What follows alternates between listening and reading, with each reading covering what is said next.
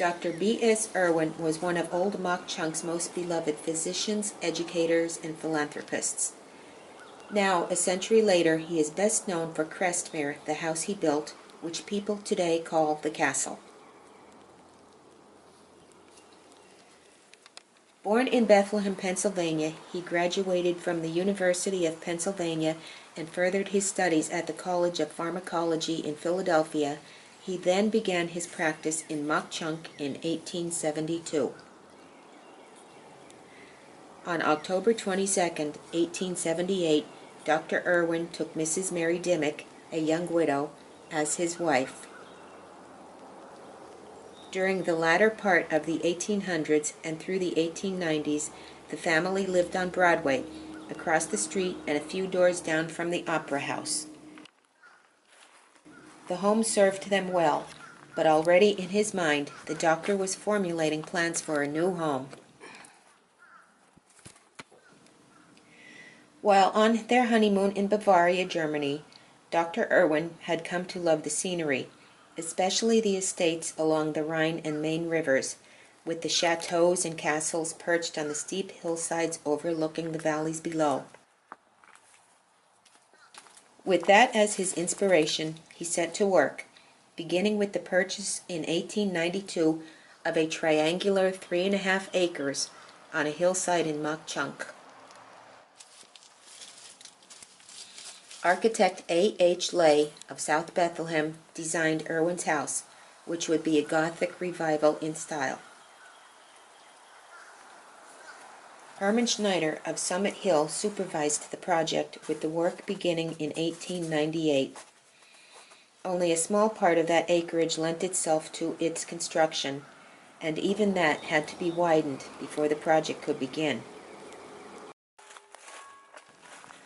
Local stone, which was in abundant supply, was used for portions of the walls, including the 3 turrets.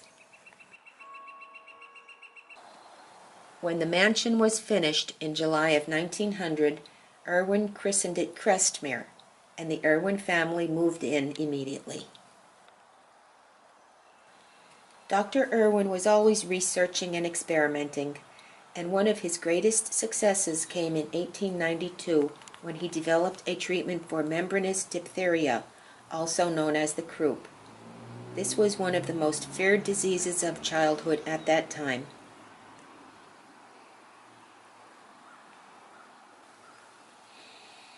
Death found the good doctor on the evening of October 27, 1924. It had been a typical day for him, out and about as usual.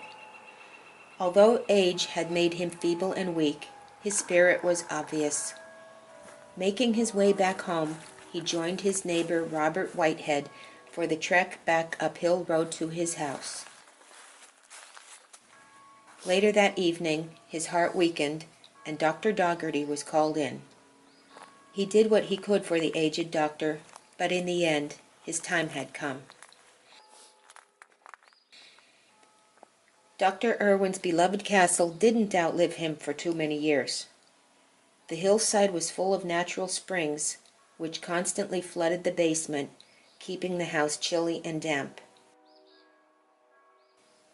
Mrs. Irwin left the home almost immediately after her husband's death, moving in with their son, Bertine. She lived only 2 months beyond the death of her husband, dying on December 28th of the same year. Not long after their deaths, their son presented the town council with the deed to the plot of land on the south side of Hill Road, which extended from near Crestmere up past the county jail to the Rocks, a small plateau between the Immaculate Conception Church and the jail. The land was to be used for a playground in memory of Dr. Irwin.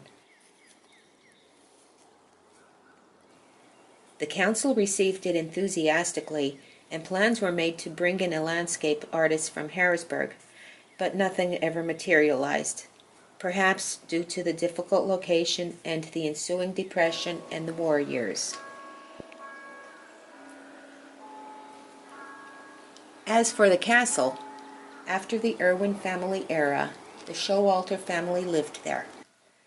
When they bought the home, they thought it was one of the oldest homes in town, when it was actually only a little over 25 years in age.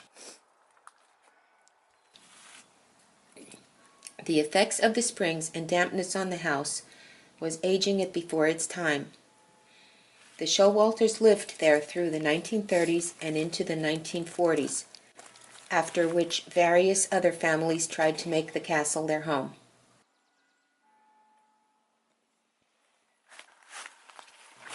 In the early 1950s, the home was disassembled with the fine woodwork salvaged and used in a home out in the Bloomingdale Valley near St. Joseph Cemetery at White Bear.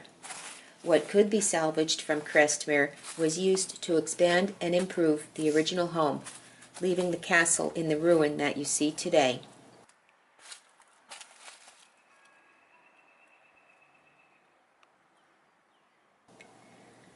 Bertine Francis Irwin outlived his parents by only a little over a year. He succumbed to tuberculosis in March of 1926. He was survived by his wife Martha and two daughters, Florence, who never married, and Mary Catherine, wife of John Paul English of Philadelphia. As for the Bloomingdale house, the story goes that years after the Crestmere woodwork was added to the home, the couple who lived there went on vacation to Ireland, spending the summer there. On their return to their home that fall, they warmed up their home by building a fire in their coal furnace. They went to bed that night, tired after their long trip home. Unknown to them, a nest had been built in their chimney while they were away, blocking it. As they slept, the carbon monoxide slowly filled their home, and they never awoke.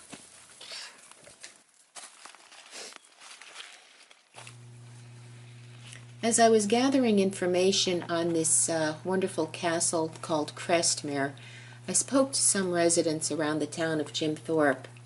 A lot of them are hopeful that maybe someday the town of Jim Thorpe will acquire the deed to the property, and the property will be somewhat maintained or at least preserved so it doesn't deteriorate anymore.